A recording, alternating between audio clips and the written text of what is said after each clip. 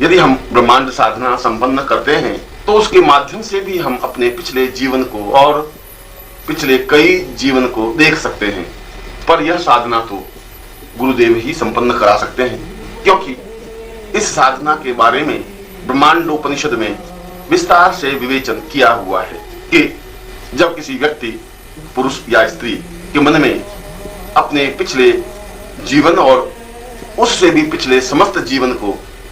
देखने की इच्छा जागृत हो, तब वह गुरु के पास जाए और उनसे ब्रह्मांड दीक्षा प्राप्त करे, जिससे कि वह ब्रह्मांड साधना संपन्न करने का अधिकारी बन सके। जब ब्रह्मांड दीक्षा प्राप्त हो जाए तब ब्रह्मांड साधना संपन्न करे। यह साधना केवल 30 दिन की है। ब्रह्मांड यंत्र को सामने रखकर शरीर के प्रत्येक अंग को ऊर्ध्वगामी मंत्र से सिद्ध करे, और यह रहस्य, यह क्रिया गुरु सिखा सकते हैं, समझा सकते हैं, और फिर मनोयोग पूर्वक बताई हुई विधि से उस ब्रह्मांड मंत्र का निष्ठा पूर्वक 5 लाख मंत्र जप संपन्न करे, जिससे कि सारा शरीर ब्रह्मांडमय बन सके, जिससे हमारे सूक्ष्म शरीर पर हमारा नियंत्रण स्थापित हो सके, जिससे हम अपने सूक्ष्म शरीर को वर्तमान देह के अंदर जो दूसरा एक सूक्ष्म और प्राण तत्व है उसको पीछे की ओर ले जा सके, इतना पीछे ले जा सके कि वह पिछला जीवन देख सके, उससे भी पिछला जीवन देख सके। इस प्रकार से पिछले कई जीवन को देख करके फिर वर्तमान देह में आ सके और वे स्मृतियां हमारे मानस में बन सके, हमें याद आ सके,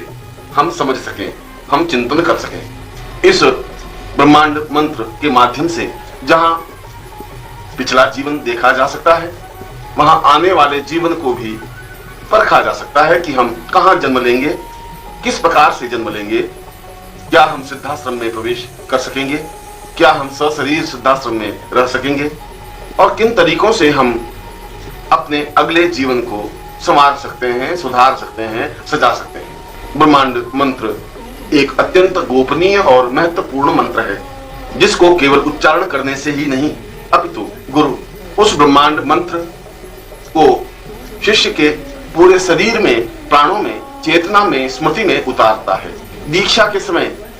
उसके सहस्रार में, उसके आज्ञा चक्र में, उसके स्वाधिष्ठान और मूलाधार चक्र में उस ब्रह्मांड मंत्र को स्थापित करता है, जिससे कि सारा शरीर ऊर्जामय बनकर प्राण चेतना युक्त होकर अपने सूक्ष्म शरीर को अनुभव कर सकता है। उसको आज्ञा दे सकता है कि वह पिछले जीवन में जाए, उसको बता सकता है कि पिछले कितने जीवन देखने हैं, और उसके माध्यम से ठीक उसी प्रकार से देखा जा सकता है जिस प्रकार से हम टेलीविजन पर कोई फिल्म देख रहे हो। जिस प्रकार से टेलीविजन पर किसी फिल्म को बखूबी देख सकते हैं, समझ सकते हैं,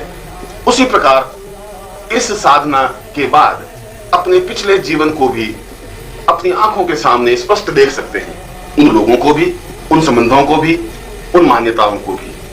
तभी तो हम प्रामाणिकता के साथ सब कुछ समझ सकते हैं।